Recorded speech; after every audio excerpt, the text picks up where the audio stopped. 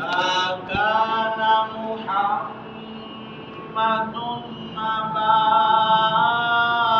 أحد من رجالكم سبحان الله أبا أحد من رجالكم ولكن رسول الله وخاتم النبيين سبحان الله وكان الله بكل شيء عليما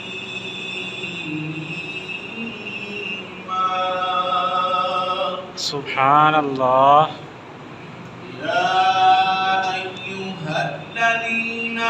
آمنوا اذكروا الله ذكرا كثيرا سبحان الله وسبحوه بكرة